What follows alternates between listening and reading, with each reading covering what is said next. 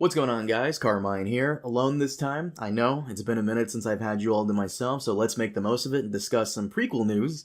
The official House of the Dragon Twitter page is giving us an official first look at our main cast, and I wanted to get my thoughts out. And don't worry, in case you're wondering, I'll be sure to get the Lord of Lemons himself to share his opinions on these castings. But first, let's check out the cast. And here we have Allison and Odo Hightower. Already, I've got to say, fucking fantastic. Olivia Cooke as Alicent already feels like she fits into this world. Both she and the actor who plays Odo Hightower give off the Cersei and Tywin vibes, which I'm ready for. The costume, once again, as always, looks great, and I love that hint of green in there for things to come, but overall, not bad. I'm fairly happy with this so far, but I gotta say, I do feel kind of bad for the two actors, because, once again, I get a lot of Cersei and Tywin vibes from them, and they'll most likely be competing with Lena Headey and Charles Dance's performances, which will be a tough act to follow, so hopefully they're prepared, but so far so good, I like it. Over in the other corner, we have Steve Toussaint, who plays Corlys Velaryon, and I want to get this out of the way now because it's been all over social media and the forums about how HBO might be doing a diversity thing here by changing up the character to fit the narrative.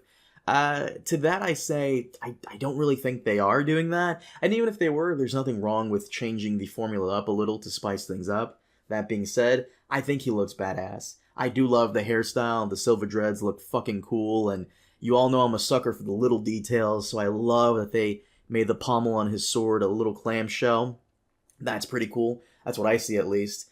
And, of course, the seahorse crest on the chest is a great touch. All around, pretty good casting, though I must say, if they were going with a black man as Corlys Velaryon, I do kind of wish they chose Idris Elba to play the Sea Snake. I am biased here, though, because I've met the guy in person. He's super cool, and I like him in everything he's ever done. And I don't think I've ever seen anything this actor has done, Steve Toussaint, but hopefully, we'll see if they give him anything good to work with. Because if the last few seasons have taught us anything, it's that oftentimes it's not the actor, but the writers who fuck up.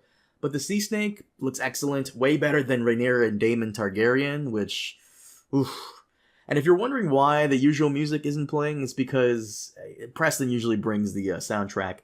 But Rhaenyra, I can't put my finger on it. She just doesn't give off that Targaryen vibe for me. And I don't think Matt Smith is that bad. I know a lot of you guys have a problem with the shape of his head.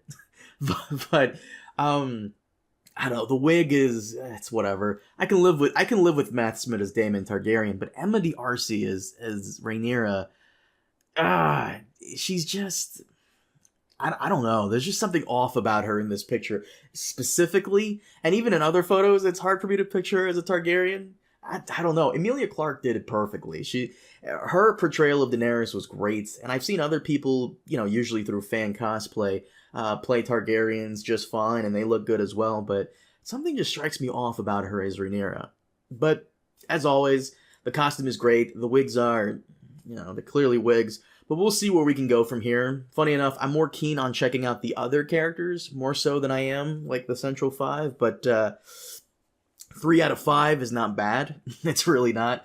And once again, I know some of you guys aren't too keen with the casting of Corlys Velaryon, but like I said before, my issue with stuff like this is just hiring someone for the sake of diversity and not giving them anything to do, It's happened before, like in Star Wars in Last Jedi. They hired Kelly Marie Tran and gave her almost nothing to work with and nothing to really do and then sideline her for the next film. Same thing with John Boyega's Finn. I doubt HBO will be doing this with the Velaryons, so we'll see. And, personally, I do think we need some diversity here, especially with the Latinos.